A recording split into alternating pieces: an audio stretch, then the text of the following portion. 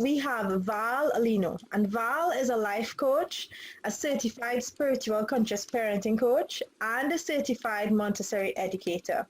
And she has empowered over 100,000 teachers, parents, leaders, and children, all to unlock their full potential.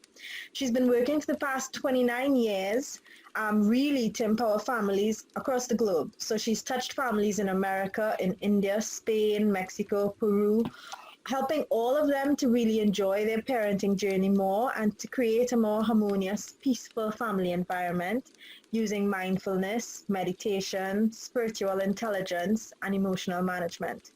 She has also enabled children to raise their confidence and their self esteem, developing their strengths while being respectful and really fulfilling their true highest potential as kids and as beings. She's also the upcoming author of The Magic of Giving Back, a book aiming to make a difference to millions of people worldwide by enabling them to become the person they were meant to be through her Trust Your Journey coaching system. So tonight, I'm really excited to welcome Val. Val, welcome to Fireside Talks. Thank you so much for that beautiful presentation. I'm truly grateful to be here. Thank you for the space. Thank you all who have showed up today. I pray I'm of a contribution to you and your families. In fact, I know I will because I'm already connecting with your hearts. And this is what this work is about, our hearts. All that authority and all the things I've done in life, of course, I hope bring you some peace that I kind of know what I'm saying, but I want you most and foremost to connect with the energy that we're going to create here. I want you to know that this is a sacred, safe place for you, that you can say anything, that you will be loved, that you would be trusted, and that we can work on any issue. And I don't want to call it issue, any situation that you are going through as a parent, as a human being. And it's not a long time, so I want us all to put the intention of this time and space to gift yourself the possibility to not be distracted and to just see what can happen in this space together. The opportunities come once in our lifetime. And of course, as parents, I'm a parent of 2 children as well. We search different speakers, books, we go to trainings and courses, but you never know when is that going to be that one statement or that one parent tonight that might have that question that just liberates you once and for all, everything that you are carrying. So are you all willing to allow yourselves this space for you to grow, heal, and evolve? Yeah. Just go like that? Yes, amazing. So having said that and set an intention for our talk tonight, I think the first question I want to bring up to you that I think most of us have at some point of our life asked is like, why is it so difficult to be a good parent? Why can I truly connect with my children? What is it about parenting that is so hard? Can any of you acknowledge, just put your, when I asked, just put your fingers up, yes. And so first of all, know that we have all been there. And to be honest, even in soon to be parents that are here, will experience that at some point. And I want to honor this training or this talk today to any parent, any mom, because we become moms not just by birthing a child. This talk will serve for good for any mom that has birthed, who has adopted, who has had a treatment, who has had a wanted or unwanted child. It does not matter. Just know that for whatever reason, you were chosen by your child to be their parent. This is true. So what is it about this child that has chosen you out of all the millions and millions and billions of parents out there? So having that sense of doubt or question or intrigue around that, let's discover what all we can do to actually become that one parent that, or actually the one parent maybe you didn't have, or the one parent you've always wanted to be. Does that sound good? Okay, so for most, I'm going to talk about first, what are the things that happen that prohibits us from becoming that parent? So you all know that are patterns that we carry, but this has become a thing. Any congress I speak about or I go to, whatever the denomination of the conference is, people always talk about patterns. And what do we do with those patterns? We just say, oh, I'm carrying patterns. Or my mom used to do this, or my grandma. But what are we doing to really heal and understand that who we are is based upon what was gifted to us unconsciously without us choosing? So taking into consideration this, it's worth doing the work, because I promise you, even if you've said in the past, there is no way I will do this when I have children, tell me you have not at some point fallen into the footsteps of your parents. Yes or no? Yes. So what would it take that tonight we can actually have some tools? Of course, this is a continuing work. I'm sorry for my pronunciation. I'm from Mexico. I've been speaking both languages all day, and at some point, my pronunciation might not come out clear, but vibrate with my words. So what are we doing to find out what those patterns are, and what are we doing to stop them so that for once and for all, our own children do not continue with those? So that requires sometimes a lot of forgiving, a lot of soul intake, and a lot of time and dedication to oneself. So as many of us could have an excuse and say, how? I don't have time. I run a business. I'm a parent. I'm a mom. I'm a wife. I have a very demanding job. You can take all these courses. You can read 17 books a week. But if we don't do the necessary work to heal, nothing will come through. And I'm going to call this parenting. But here is something that hopefully excites you. If you do this work, you're not only going to be a good parent, you are actually going to be in tune who the best version of yourself is.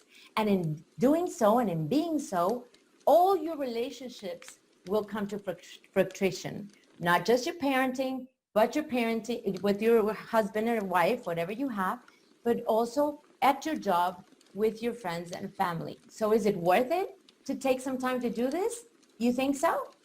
All right, let's dig deeper. Those wounds that you're carrying.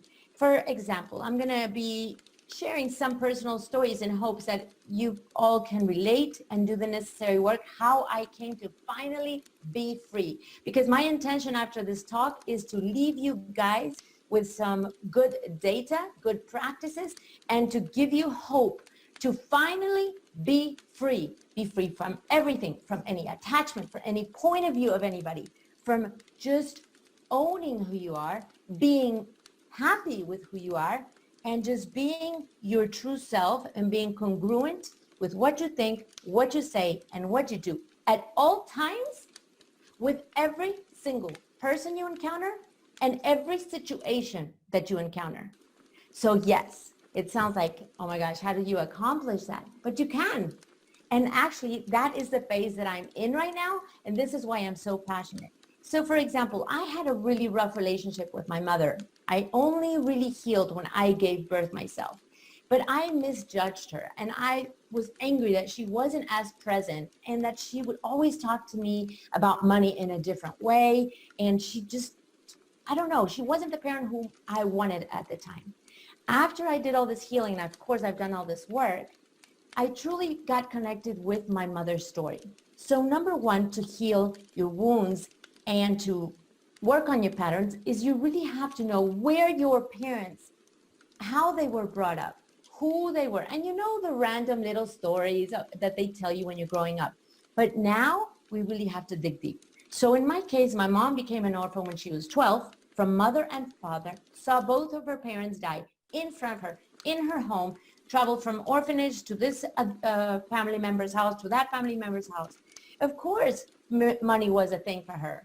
She was a great person, always going after her dreams, had 3 jobs, and accomplished everything she wanted.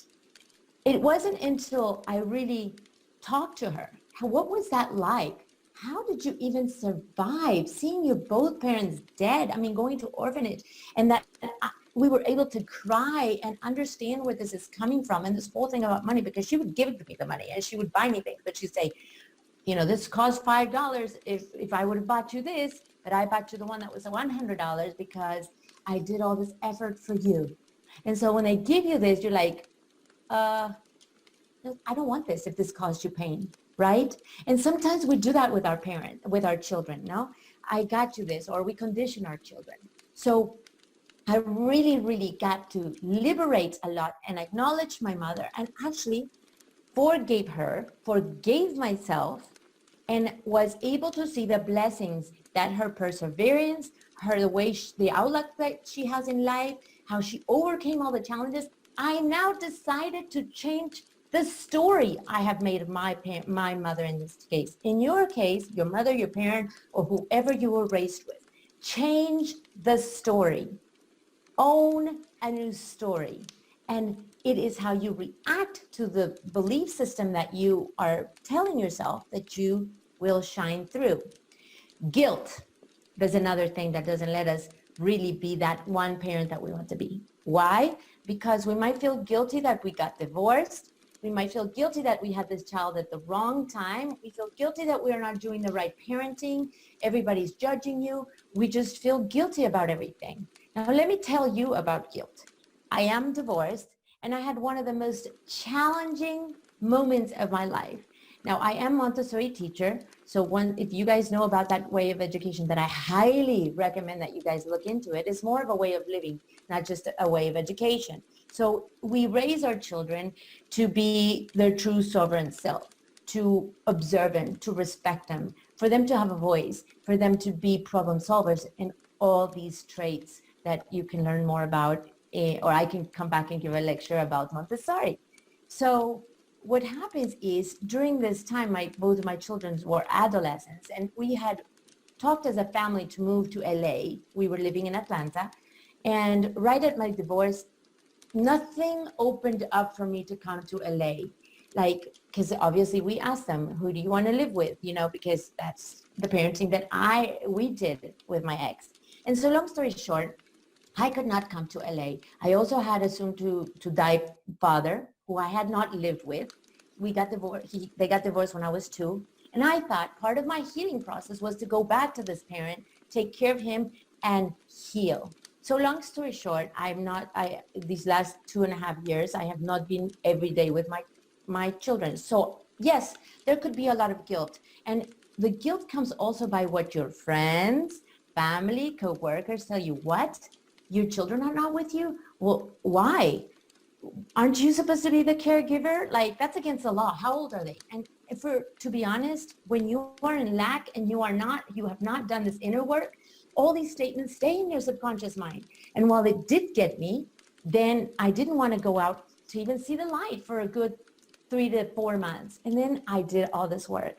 So no one can tell you if you're a good parent or not a good parent. Because I can tell you, I know there are many parents here that might be going through a divorce. Sometimes the child goes to one house or stays with the other parent. It is not about the amount of time you spend with your children. It's about the quality time. Now, I have 2 adolescents, and I can tell you all in your eyes that I have the most amazing relationship with these adolescents. I'm not sure I would have that actually if I would have them living with me. They are asking how I am. They're contributing to my life. My son just graduated from high school, and he wants to go on a trip alone with his mother. What? So how about we share these thoughts? When somebody judges me, I don't say, well, what are you talking about, and get defensive. If you get defensive, you are using a coping mechanism to defend yourself. When you defend yourself, you're being low vibration and you're in doubt of your parenting. So I just say, this is a tool for you guys. What an interesting point of view that what you have of parenting. May I share with you actually what this has brought to my life? And I'm telling you, it's been amazing. So forget about the guilt, not forget, work on it. Doubts and insecurities come through all this parenting. So when you actually do the work to look within yourself, within your heart and your spirit, why are you having these doubts? One exercise that I tend to do as a coach is asking my clients, what is the last time, which is the occasion that last time, previous to this, you felt with doubt and insecurity? And I work around that experience. We bring that experience to the moment. And then I say, okay, now what was the one before that? And before that? And before that? So that you can get to the bottom of why did you have these insecurities and doubts. You might call it just around parenting, But in my experience with the work that I do, it's always surrounded with your childhood. So I will sound like a broken record, but if you take anything out of my talk, is that you need to do this work. If your parent is deceased, I just worked with a client that she has cried for her dead mother for 2 years, and she has finally liberated. And we were able to do the work via Zoom, believe it or not, and she is completely healed. And that took like so much weight out of her shoulders. And now she's building strong relationship, not only with her children, with her spouse and her work. So that is really important. What other reason comes into place why we cannot be the true parent that we are? Self-love and self-care. So like I believe Dana, is it Dina or Dinah? I'm sorry if pronouncing your name wrong. When you came up to the talk today, you say, I'm trying to connect. Today was a good day to connect. Connect is good. We want to connect with our children. However, the one person you have to connect first is with yourself. And that is where first self-love and self-acceptance comes first. So around that work, we have to really do some changes. So we must really make sure that we are honoring our body, honoring ourselves, that we are taking care of our own needs, as basic as sleep, eating, and exercise. And I can testify, and you can tell me thumbs up. Do you always look into these three important aspects of your life? Yes or no? Good for you. Okay, Nicole, we're working, and I can't see everybody on my screen, but I know we have other people. I want you to work with me on answering your questions, even if I don't see you. I did the conscious parenting coaching with Dr. Shafali, and I can tell you the whole thing was of self-healing, every single lecture. And when parents come to me and say, I have a problem with my child, when can you see them? When I run my school in Atlanta, a Montessori school, I will go and observe and encourage the teacher to do the changes or role model how to connect with the child. But the true story is that the only person you need to work on and do the healing is yourself. I actually wrote something not too long ago, last 2 weeks, is the only parenting that you have to do is within yourself. If you role model love and respect and show with actions what you want to see of your children, they will follow your footprints.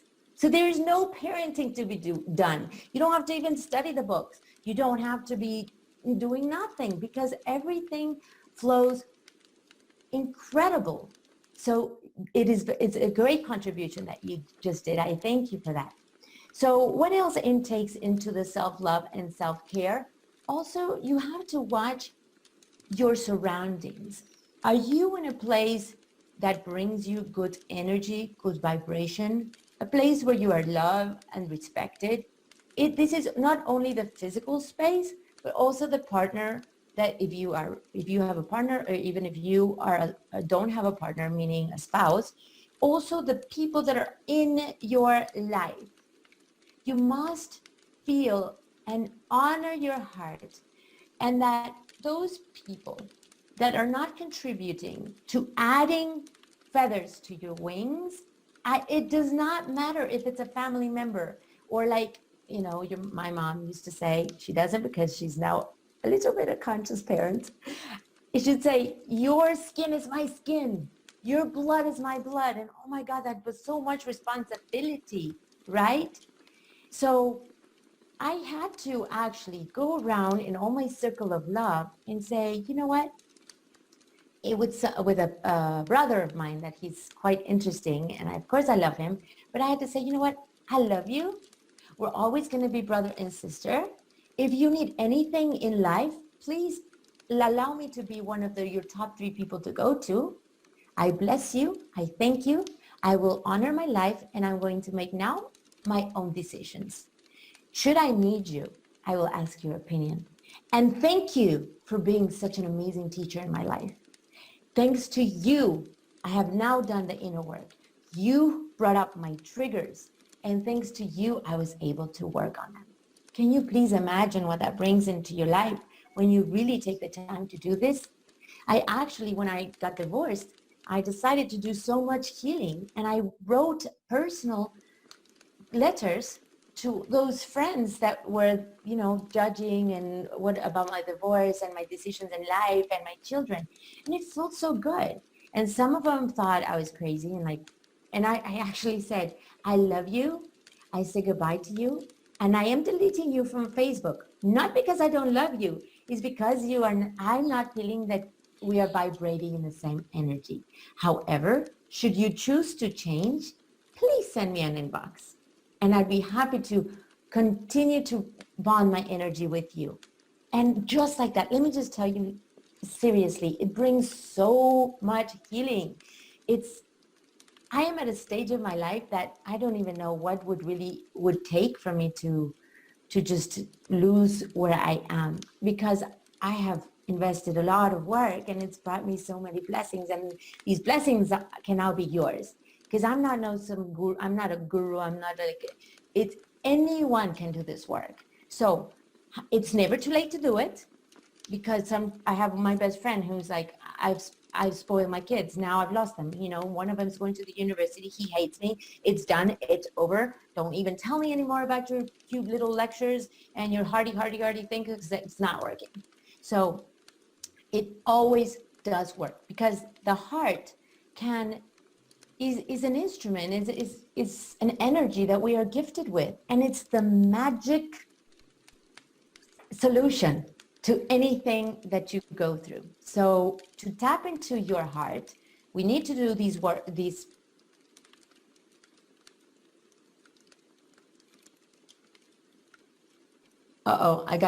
Did you guys hear? Because I got muted. Yes? Okay. I'm still okay? Okay. So it is worth doing the work. And how do you actually dig deeper? Of course, meditation. Meditation, prayer, silent walks in a park. The only way, see, our brain works like a computer, and it has files. And some of those files have now viruses and are overtaking your data, your subconscious mind. And it's not allowing you to bring new ideas, new connections, new vibrations.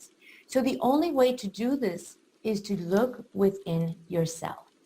So are you willing to put in the work to put yourself first and spend time with yourself to do the healing? Yes? Perfect. Amazing. All right, let's move on. Nicole, could you kindly, now I'm going to give you some tools of how you can actually, after healing yourself, some pointers to work with your children. So we have a slide. I hope we can bring it up. It's a little system that came up in a meditation for me, and it's called Hope. Yes? Yes. One second. Awesome. Okay. Can you guys see? Yes. Yeah. Okay. So it's beautiful how these things come to me in meditation, because I actually love the word hope. And it spells out exactly one of the points that does not allow us to work with our children, which is when they have tantrums, when they are having a hard time. So maybe this is a little acronym that will allow you to remember these steps. So let's pretend you have two children that are fighting, or a situation where your child got upset about something. So the H starts for honoring your child's feelings at all times. How many times have I heard in my parenting journey at school, actually, when parents say, don't cry, or sometimes they even say, you're a boy, you don't cry, or stop crying, it's not worth crying for that. So I can actually give a 1-hour conference on just the importance of allowing our children to feel the emotion. How do we let them feel the emotion? So once the tantrum starts, you're watching the scene and you actually are going to name the emotion. I see that you are feeling frustrated. Now, depending on the age, I want you to validate that. And you ask your child, are you feeling frustrated? And if he says yes, or she says yes, you say, thank you for telling me how you feel. So that already creates a space of a safe space for them to continue to express themselves. You're going to add also the empathy side, which is, you know what? I have felt that way.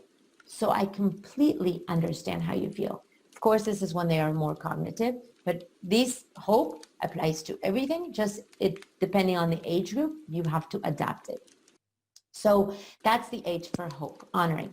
The O is for observe. And as a Montessori teacher that I am, I can observe like seriously more than an eagle. It's ridiculous the hours that we have to do. I have 2 careers in Montessori. So it's such a blessing because when you observe the situation, sometimes I want to encourage you not to just jump. Sometimes we're in the other room, we hear the child crying. We say, what are you crying about? What happened now? And you come and you already like so upset because you were doing something and the child interrupted you, or you in your interesting point of view thought that was not something to cry for. Well, you don't know the reasoning deep. It might be that the toy broke, but it could be something that he is expressing in terms of lost, something that is empty. So something that could be observed as just a toy that is broken. If you really become a good observer, you are going to learn so much, not only about yourself, but about your children.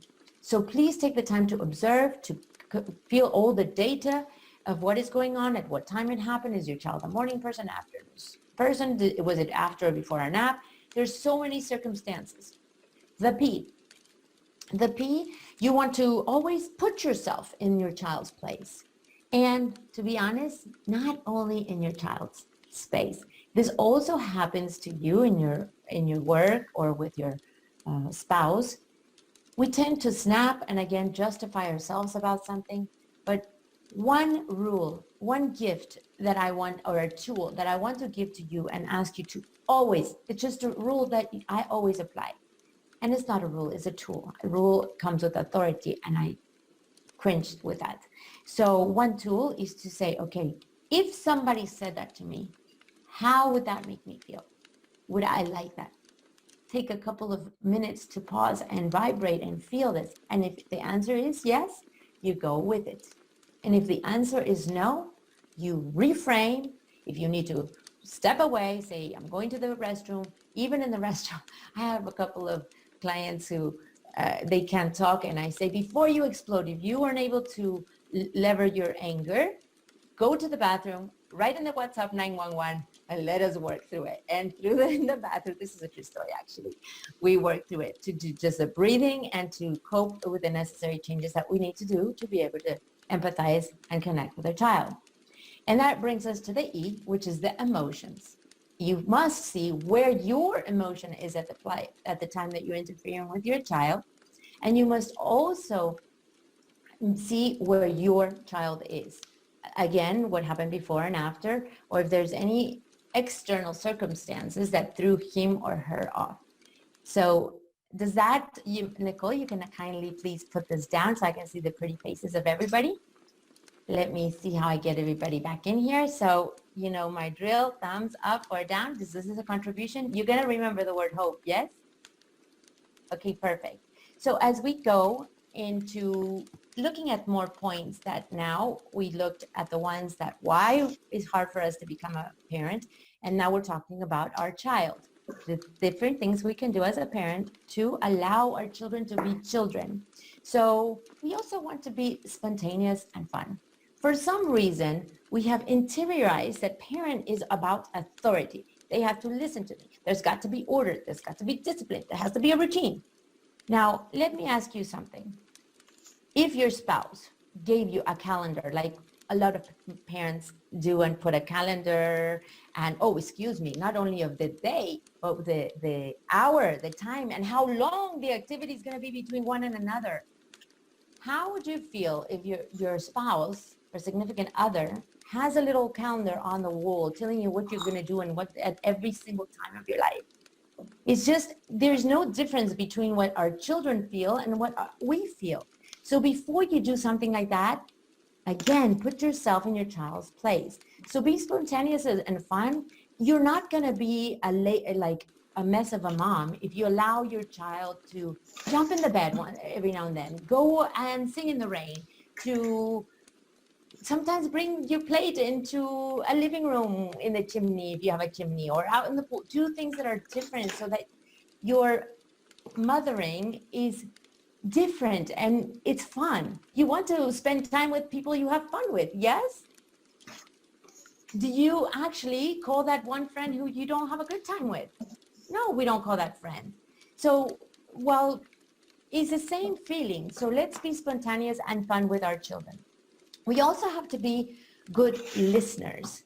What happens when your child comes from school and tells you, oh, this and this happened, and before they even finish, we're already telling them what to do and why did they do it? So for example, if your child comes home and says, I got a detention, or I think that's what you call it in traditional schooling, or I got a red star or whatever, and you're like, you're supposed to respect your adults. What did you do this time? Why did you dishonor the teacher? So before doing all that, you always ask, first of all, thank your child that he or she is coming to you with a pain, with a situation, because ultimately what we're doing right now is the base and the construction of having a trust between your child and yourself. It may start with, you know what, I spilled the ice cream on the carpet. Simple things are opportunities for you to start building this trust. So you want to thank your child that he told you. Then instead of you giving your interesting point of view and the lecture, I was brought up with lectures. Please, ladies, don't do that. It's just, I still remember them. You want to say, tell me more. How did that make you feel? You ask these connective questions versus giving the lecture. And once your child is done, depending on the age group, you might say, wow, that sounds like a lot. And you validate again. And then you can say, can I contribute? Can I give you my point of view? Or do you need help in solving this situation? So this is the parenting that I did with my children. And I can tell you all for a fact that it is amazing. Because not only my 18-year-old is telling me who he's sleeping with and what he's doing, and to be honest, sometimes it's too much information, but I'm like, oh, wow. Thank you for sharing that information. It's sometimes uncomfortable, but guess what? I know that my child, or not my adult child, or I can't call him, I can't even call him not a child, my adolescent. I got to work on that. I'm going to write that. I got to deconstruct that. Why am I saying that? Why am I not allowing my child to be an adult now? He is an adult, and I keep on calling him child. So thank you all for being a vessel for me to grow on something. Clear example of how you are aware of what comes out of your mouth, so that I'm literally writing it. I'm writing it, child versus adult. Why am I not letting my child grow? So this is the type of vocabulary that you want to be doing, so that when they grow and they get married and they have their own family, who's the one person they're going to call? You. Would you like to have this connection with your children? I ask. Yes or no? So if you do it in this way, how I'm sharing with you today, it's actually, yes, pain, a lot of pain in the healing, but it's also quite exciting to see how your connection can shift. And I can tell you that I'm working with a couple of families that actually have 18-year-olds and also younger, and the shift that they're having in their parenting with doing coaching with me, or with anybody that you want, I'm just speaking about my work, is amazing. So also, you want to, going back to the things that we need to continue doing with our children, we need to know how to accept them, and actually not know. We need to feel. We need to feel our children and allow them to be their true sovereign self. Why do they have to be a mini version of you? No. Allow them to be who they are. And if they want to be a hairstylist, please allow them to be a hairstylist. And a lot of people, and this was a thing in my home. This is why it's coming up. So thank you for allowing me to heal this again. My sister had to study to be a dentist because that was the career that brought money. My mom would always say. And why? Because she was in lack of the money, remember? So I promise you I'm doing a connection of a healing. I understand why she did that now, because of all the story I told you previously. So my sister that didn't have quite as a strong voice as me, because I got to do what I wanted, is she went on and did the dentist thing. Not only that, she did a master on the thing. And guess what? She only worked on it for 6 months after studying such a crazy career. So while she is not gaining all the money and she was miserable, thank God she turned it around and is doing now something that she likes. Let's allow her, because it's not about the career that actually is going to bring you the money. It's about the joy and the passion and how much you love what you do. So just put yourself in your place. If any of you watching this, either playback or this moment of this parenting course, if you have not done something that you truly wanted to do, why? Ask yourself why. And I promise you it's going to come back to that from your early childhood. So please, that's my other point, to allow your children to just be their own selves. The other aspect, we need to do the necessary work to know the different stages of development that your child go through. It's literally, a teenager is going through a change of chemicals in their brain that are causing them to be so and so. I mean, as women, if there any man here, it's a contribution for your wife or your soon to, or your mom, to understand your mom. I'm not trying to target this call only for moms. When women have the period, you have to know the symptoms so that you be able to cope and you don't take things personally. So what the adolescents are going through, even a newborn. And actually, I encourage you, if there are some soon-to-be mothers, to do the necessary work to also learn about this. Why do we get prepared in life when we're going to go for a job interview, or when we're going to move to another country, or whatever the situation is? We actually do the work, but then a miracle came and we got pregnant and it's a baby, or we just want to continue the legacy of the name, or I needed a partner, or our marriage was falling apart, so let's have a baby. Now in this era, this cannot happen. It doesn't matter, but please take the time. And now with the internet, in a speck of a second, we'll find out. Now let's remember, these are some bullet points, but of course, due to the time, later I can give special trainings on particular areas that might interest you should Nicole want me back. I also want to tell you something. When a child comes into this world, how do they come into this world? They come showing full unconditional love.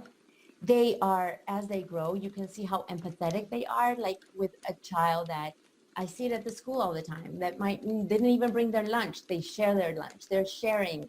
They're forgiving. You know, as parents, sometimes we raise our voice, or we might be even physical, and your child within 10 minutes is back and, stroking your arm and say, "Are you okay?" Are you kidding me? These children are here to teach us lessons. It is us who we have to go and say, "I'm sorry," but they are so vulnerable, and they come to this world. Actually, we all came with these ability to be empathetic, loving, understanding, to share, to forgive, to problem solve, to pay attention to detail. How many times do we even interrupt our children that they're doing something they're trying to work on and say, "Let me help you"? And we break a magical moment that would happen. So what makes us think that we are the ones who are supposed to teach our children? What? If we could only honor what our children come to this world with, and only provide them with a prepared adult and a prepared environment, and that's what we do as Montessori education. And that means the work with yourself, the work with your spouse. For the person that shared, I'm sorry, I don't remember your name, for the person that you said that you're co-parenting, and that is a challenge. Let me tell you the beauty that happens when you actually ignite this joy of parenting with your significant other's wife. I had a boyfriend actually that had still, she's not dead. I'm killing her as wrong, but she's still alive. And when I came on board, let's say that, she at the beginning was very fragile and did not really want to know, of course, about me. Now, at the time, my boyfriend had a child who was 4 and 7. So coming from where I'm coming with all the knowledge and the love that I have for what I do, I literally called her up and I said, look, I want to have some coffee with you. Let me tell you who I am. I want you to, I don't want to tell you who I am. I want you to feel who I am. And we literally did this. And actually we co-parented and we talked about, hey, she's doing this. It was so incredible. I want to do actually a workshop about it because she would call me and say, you know, the girls are not listening to me. Can you get on the speaker and talk to them? And then I talked to them, but then I said, no, it has to do with you. Let us do some coaching together. So the outcome of that was the well-being of these girls, that they could be with their mother, they could be with their father, and to be honest, the well-being of myself, because I don't want to be around a child who is aching because I would be destroyed. So it's a win-win situation. And let me tell you something, without going into detail because I want to leave some room for questions. I had a very rough divorce. And I, at some point in my life, thought, will I ever be able to talk to this man again? Will we be able to share? Or maybe it's just going to be a WhatsApp relationship and, you know, with the policy that only talk about the names of our children and anything that has to do in their life. Well, let me tell you today what this beautiful part of this work. I actually, when I go to LA, I stay in their home and we have family dinners.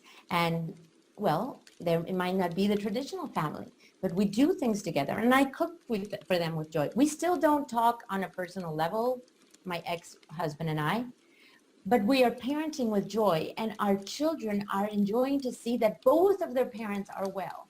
So there's nothing in this world that can allow you to not enjoy this parenting journey. We must stay away from punishment and rewards. Punishment and rewards are really, in my humble opinion, killing parenting.